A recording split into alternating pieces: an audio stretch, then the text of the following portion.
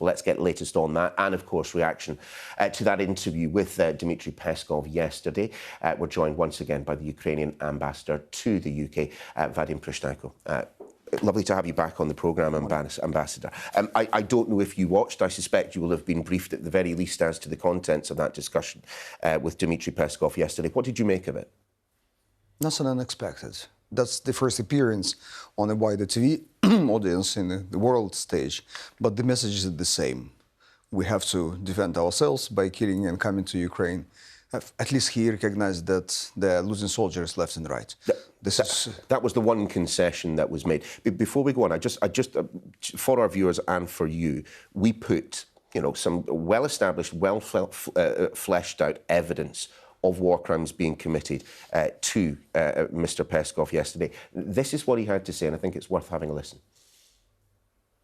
We deny that Russian military can have something in common with these atrocities and with dead bodies that were shown on the streets of Bucha. It's not a conspiracy, actually. It's a bold fake. I mean, it's not just that which he's referring to, a well-staged insinuation, murdered civilians. He's referring to them as poor people. I mean, it is all accusations of Russian involvement in war crimes. And when you have a position such as that, I mean, how is it possible for the West to respond? I believe your presenter made it very clear that they can join the international investigation effort, which Mr. Peskov denied. Just because they don't recognize. They can come with anybody else and check it. If he has stomach to face these people, he can come to Bucha himself and check it and see it. And the problem is that Bucha is not the only place.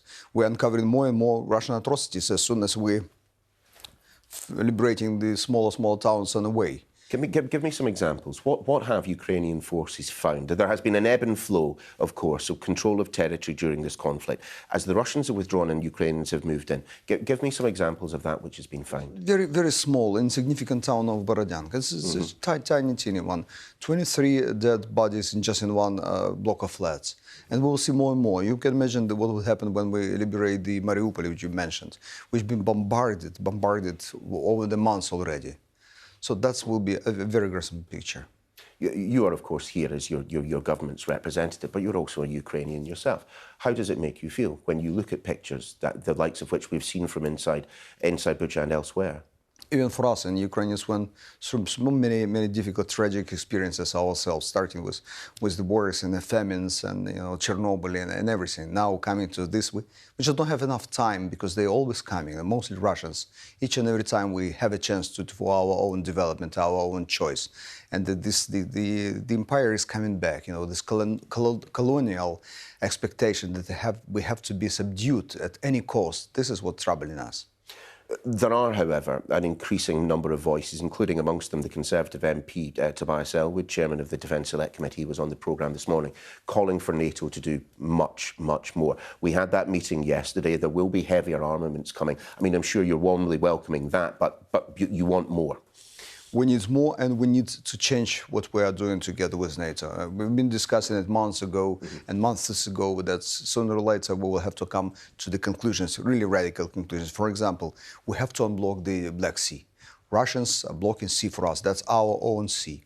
We need it for humanitarian assistance to come in Ukraine, and we actually have it to allow Ukrainian exports, mostly grains, to go out. We are responsible for a significant chunk of food security around the globe. Many nations in Africa, Asia are fed because of Ukrainian grain. And this grain is stuck in our silos, can be exported, can be sent anywhere.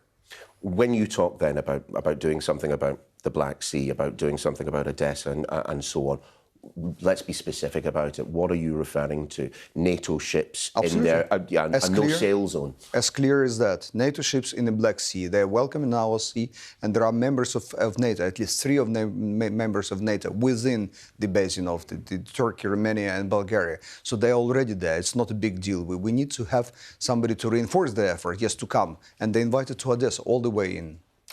I do want to talk about war crimes, but in a slightly broader sense. There have now been allegations of war crimes being committed by Ukrainian forces. Sky have verified footage, an injured person in Russian uniform shot at multiple times whilst lying on the ground. You may not know about the specific incident. I just wonder what your view is. on when the guns are put down and when the violence has come to an end, what is the Ukrainian commitment to investigating itself?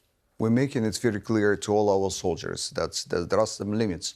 The military are fighting. There are some limits, and each and every incident will be investigated.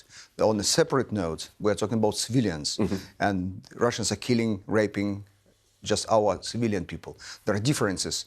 All of us hate the war as it is when people are killing each other, but there is a difference when you kill and then shoot at the military when you're fighting, and when you kill innocent civilians just because you know these people, you've seen the probably pictures. They come in armored vehicles with bags of preservatives and condoms. Just seriously, where are they coming from and where are they coming to? And they're stealing everything. You've seen the stuff they're stealing. I don't know, pans and casseroles and just things. But you understand the significance of why I'm saying it, because if Vladimir Putin can have documentary evidence of one single Ukrainian war crime, that will be trumpeted as an excuse for anything that he does in and around your country. I can imagine that some soldiers could go all the way if they see that the civilians have been killed the way.